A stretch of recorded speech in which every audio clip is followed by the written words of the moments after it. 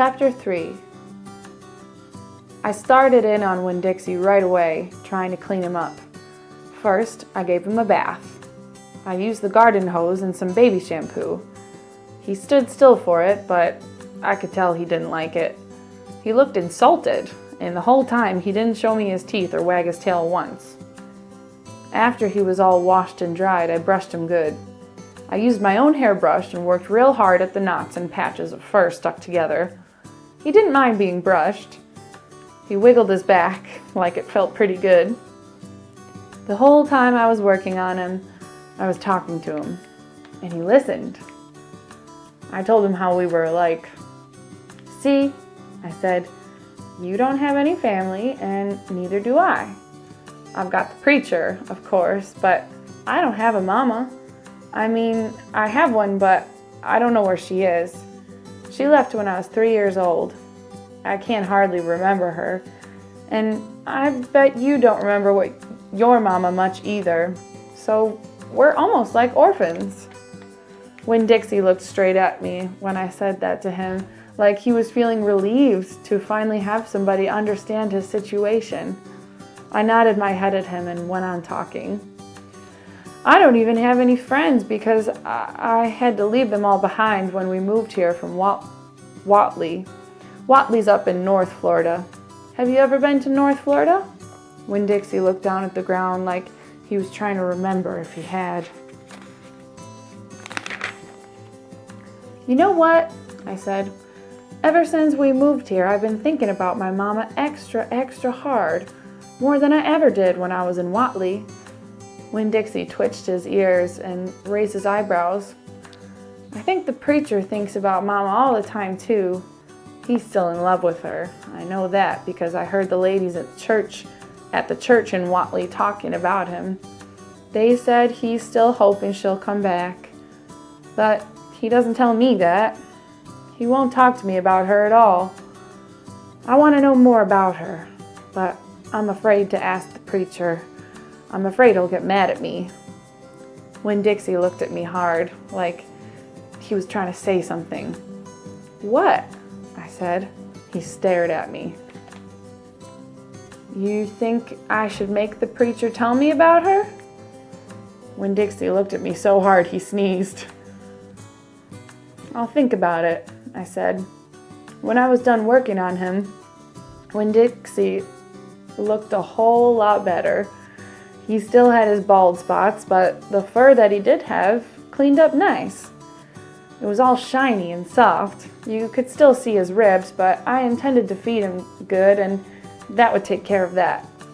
I couldn't do anything about his crooked yellow teeth because he got into a sneezing fit every time I started brushing them with my toothbrush, and finally I had to give up. But for the most part, he looked a whole lot better. And so I took him into the trailer and showed him to the preacher. "Daddy," I said. He said. He was working on a sermon and kind of muttering to himself. "Daddy, I wanted to show you the new Winn-Dixie." The preacher put down his pencil and rubbed his nose, and finally he looked up. "Well," he said, smiling real big at Winn-Dixie. "Well now, don't you look handsome?" Winn-Dixie smiled back at the preacher. He went over and put his head in the preacher's lap. "He smells nice too," said the preacher. He rubbed Winn-Dixie's head and looked into his eyes. "Daddy," I said real quick before I lost all my nerve, "I've been talking to Winn-Dixie." "Is that right?" the preacher said. He scratched Winn-Dixie's head. "I've been talking to him, and he agreed with me that since I'm 10 years old, you should tell me 10 things about my mama. Just 10 things, that's all." The preacher stopped rubbing Winn-Dixie's head and held real still. I could see him thinking about pulling his head back into his shell. "One thing for each year I've been alive," I told him. "Please." Winn-Dixie looked up at the preacher and kind of gave him a nudge with his nose. The preacher sighed. He said to Winn-Dixie, "I should have guessed you were going to be trouble." Then he looked at me. "Come on, Opal," he said. Sit down, and I will tell you 10 things about your mama.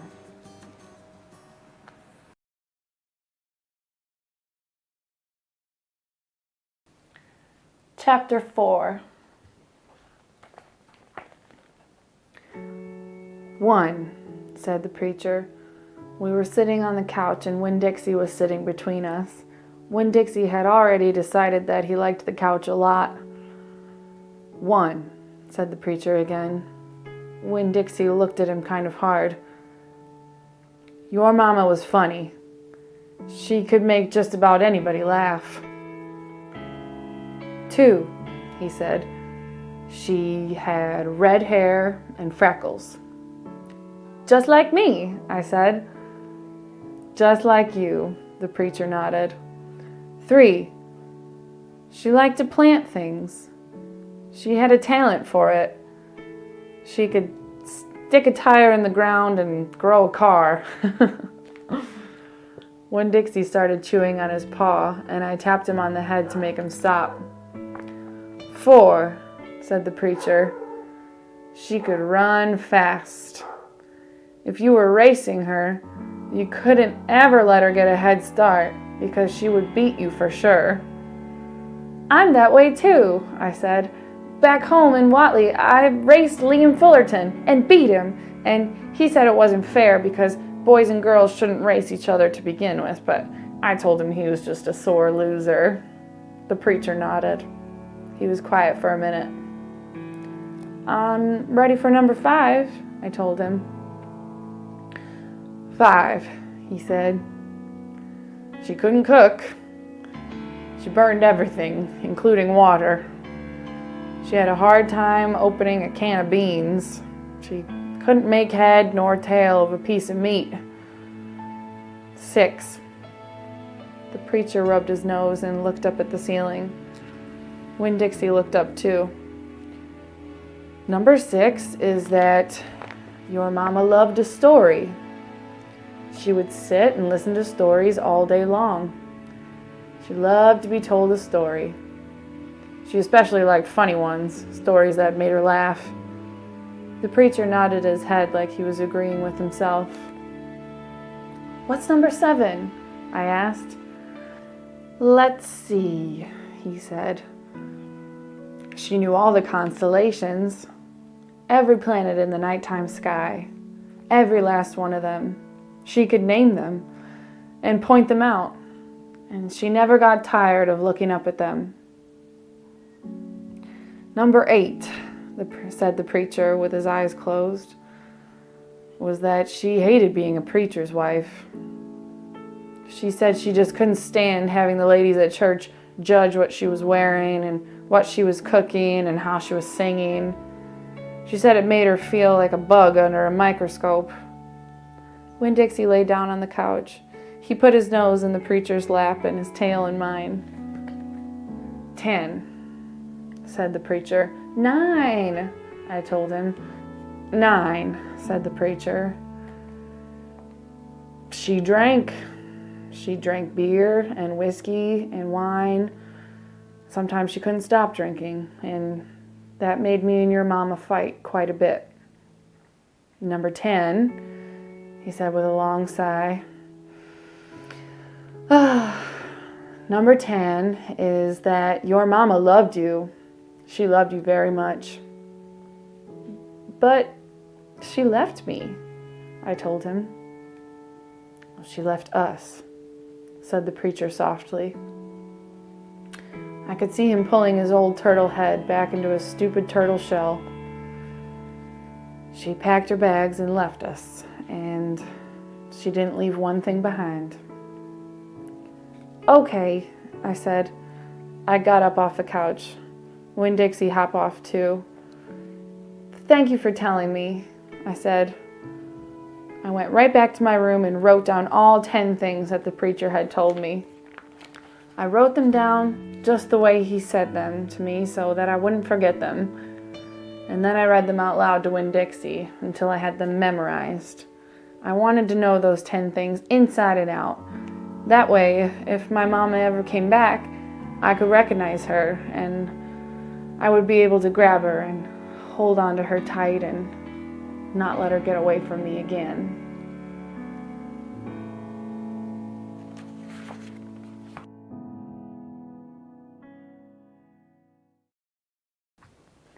Chapter 5. Winn-Dixie couldn't stand to be left alone. We found that out real quick. If me and the preacher went off and left him by himself in the trailer, he pulled all the cushions off the couch and all the toilet paper off the roll. So we started tying him up outside with a rope when we left. That didn't work either. Winn-Dixie howled until Samuel, Mrs. Detweller's dog, started howling too. It was exactly the kind of noise that people in an all-adult trailer park do not like to hear. "He just doesn't want to be left alone," I told the preacher. "That's all. Let's take him with us." I could understand the way Winn-Dixie felt. Getting left behind probably made his heart feel empty. After a while, the preacher gave in. And everywhere we went, we took Winn-Dixie, even to church. The Open Arms Baptist Church of Naomi isn't a regular-looking church. The building used to be a Pick It Quick store, and when you walk in the front door, the first thing you see is the Pick It Quick motto. It's written on the floor in little tiny red tiles that make great big letters that say, "Pick, pick, pick, quick, quick, quick." The preacher tried painting over those tiles, but the letters won't stay covered up, and so the preacher has just given up and let them be. The other thing about the Open Arms that is different from other churches is there aren't any pews.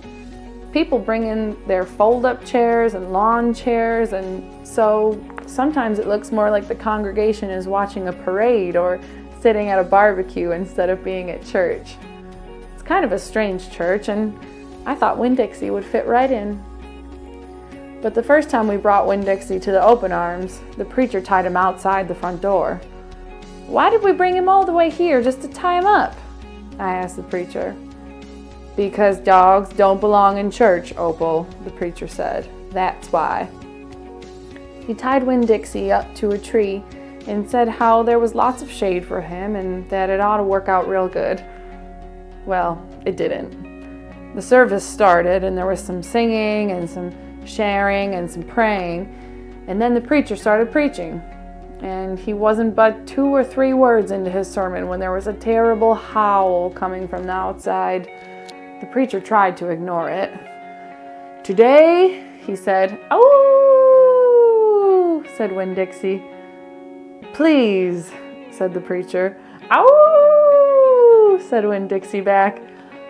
"Friends," said the preacher. "Ow!" wailed Winn-Dixie. Everyone turned in their lawn chairs and folded up chairs and looked at one another. "Opal," said the preacher. "Ow!" said Winn-Dixie. "Yes, sir," I said. "Go get that dog," he yelled. "Yes, sir," I yelled back. I went outside and untied Winn-Dixie and brought him inside, and he sat down beside me and smiled up at the preacher. And the preacher couldn't help it. He smiled back. Winn-Dixie had that effect on him. And so the preacher started in preaching again. Winn-Dixie sat there listening to it, wiggling his ears this way and that, trying to catch all the words. And everything would have been all right, except that a mouse ran across the floor. The Open Arms had mice. They were there from when it was a Pick It Quick, and there were lots of good things to eat in the building. And when the Pick It Quick became the Open Arms Baptist Church of Naomi, the mice stayed around to eat all the leftover crumbs from the potluck suppers. The preacher kept on saying he was going to have to do something about them, but he never did.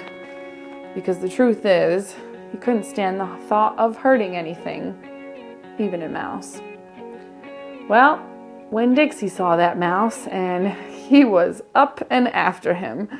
One minute, everything was quiet and serious, and the preacher was going on and on and on, and the next minute, Winn-Dixie looked like a furry bullet shooting across the building, chasing that mouse. He was barking, and his feet were skidding all over the polished Pick It Quick floor, and people were clapping and hollering and pointing. They really went wild when Winn-Dixie actually caught the mouse. I have never seen in my life a dog catch a mouse, said Mrs. Nordley. She was sitting next to me. He's a special dog, I told her. I imagine so, she said back. Winn-Dixie stood up there in front of the whole church, wagging his tail and holding the mouse real careful in his mouth, holding on to him tight but not squishing him. I believe that mutt has got some retriever in him, said somebody behind me. That's a hunting dog. Winn-Dixie took the mouse over to the preacher and dropped it at his feet. And when the mouse tried to get away, Winn-Dixie put his paw right on the mouse's tail. Then he smiled up at the preacher. He showed him all his teeth. The preacher looked down at the mouse. He looked at Winn-Dixie. He looked at me, and he rubbed his nose. It got real quiet in the picket quick. Let us pray, the preacher finally said, for this mouse. And everybody started laughing and clapping. The preacher picked up the mouse by the tail and walked and threw it out the front door of the picket quick, and everybody applauded again. Then he came back and we all prayed together. I prayed for my mama. I told God how much she would have enjoyed hearing the story of Winn-Dixie catching that mouse. It would have made her laugh. I asked God if maybe I could be the one to tell her that story someday. And then I talked to God about how I was lonely in Naomi because I didn't know that many kids, only the ones from church. And there weren't that many kids at the Open Arms, just Dunlap and Stevie Dewberry, two brothers who weren't twins but looked like they were, and Amanda Wilkinson, whose face was always pinched up like she was smelling something real bad, and Sweetie Pie Thomas, who was only 5 years old and still mostly a baby. And none of them wanted to be my friend anyway because they probably thought I'd tell on them to the preacher for every little thing they did wrong, and they would get in trouble with God and their parents. So I told God that I was lonely, even having Winn-Dixie. And finally, I prayed for the mouse, like the preacher suggested. I prayed that he didn't get hurt when he went flying out the door of the Open Arms Baptist Church of Naomi. I prayed that he landed on a nice, soft patch of grass.